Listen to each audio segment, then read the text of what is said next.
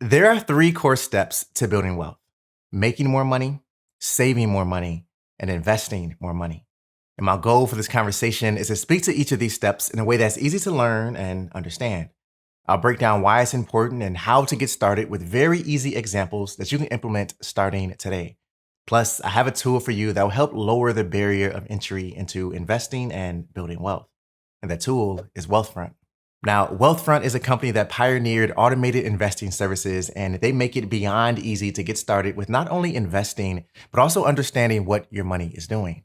One thing I strongly believe in is that you should never put your money into something you don't understand, especially investments. This is a rule that I live by and one that I want to encourage you to follow as well. But Wealthfront is very upfront with showing you exactly how and where your money is being invested. Plus, you can easily change your risk score depending on your risk tolerance when it comes to investing. I mean, they truly make investing easy, affordable, and accessible by filling the gap between what you don't know and what you already know.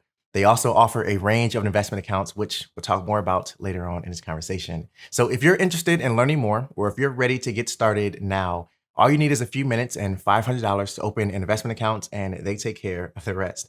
I'll leave my link down in the description below for you to check out. Plus, I'll be available in the comments if you have questions. And thanks to Wealthfront for sponsoring this video. All right, let's talk about making more money, because regardless of where you are on your financial journey, increasing your income will always have a positive effect on your ability to build wealth in your life.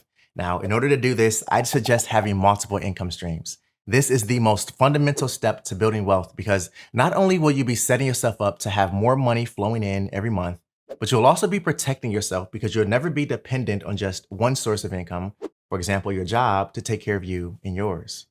This is important because let's say, for example, you lose your job or the company you work for decides to implement pay cuts or go out of business. What are you going to do? Now, sure, you can easily apply for another job, but you'll still be sitting in the same boat with one source of income. So other than your job, it's best to have multiple streams of income. Here are a few ways that you can increase your income and build wealth fast. Number one, take up high paying jobs. Now, I know I just mentioned that relying on your job as your only source of income is not the best idea, for reasons like what if you lose your job or what if there's a pay cut? And I still stand by that sentiment wholeheartedly. However, I wanted to mention high paying jobs because this is still a very viable option for many people. So maybe that means asking for a promotion at work or making it the decision to change jobs in order to move up the pay ladder. Now, something I want you to keep in mind is that more often than not, a pay increase also comes with an increase in responsibility. Don't think that you will be paid more without doing more work.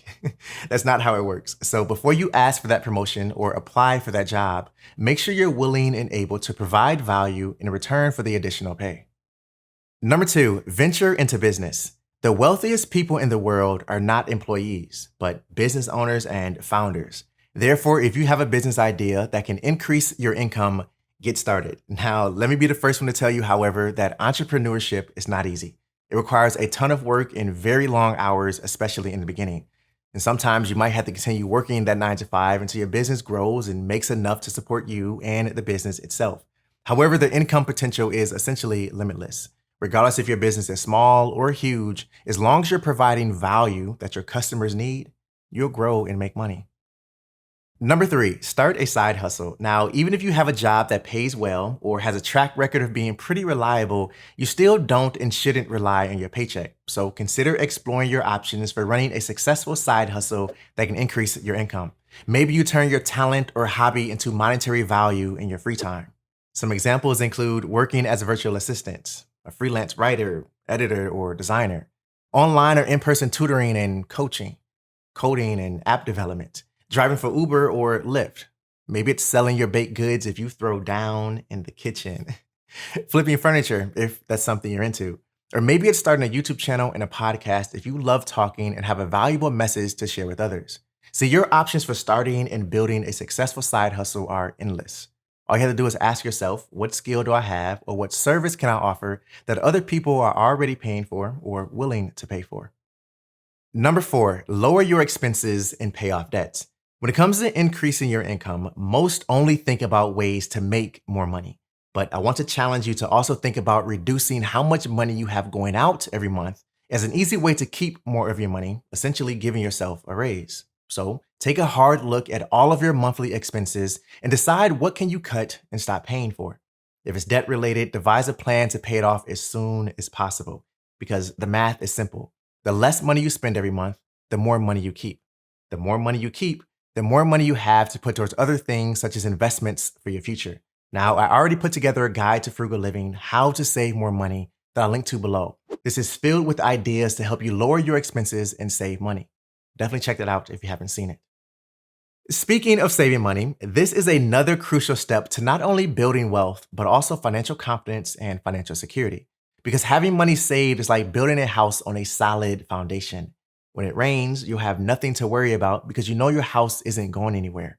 But when you don't have money saved, it's like building a house on top of sand. And when it rains, and it will rain, your house won't be protected. Here are a few things you can do to save more money. And as I mentioned, I'll link to that guide I did on how to save more money if you want a more comprehensive breakdown with tips and examples. Number 1, create a budget. A budget is your financial plan, and it doesn't mean you're broke, it means you're wise. See, having a budget is how you tell your money where to go and how to behave before it's given an opportunity to act out. It can also help you determine the things you can cut in order to increase your savings. Now, the best way to get in a habit of using a budget is by creating one every month. When you commit to being consistent with creating and using a budget, you'll start to learn a lot about your spending habits. And these learnings will tell you everything you need to know in order to make the proper adjustments and save more money. If you're curious about how my wife and I budget and manage our money on a monthly basis, then check out this video I did here that I'll link to below, where I'll walk you through a 5-step system for financial success and how we're using this system personally. Number 2, build an emergency fund. An emergency fund is a pile of money that is saved and set aside in a separate bank account for emergency use only.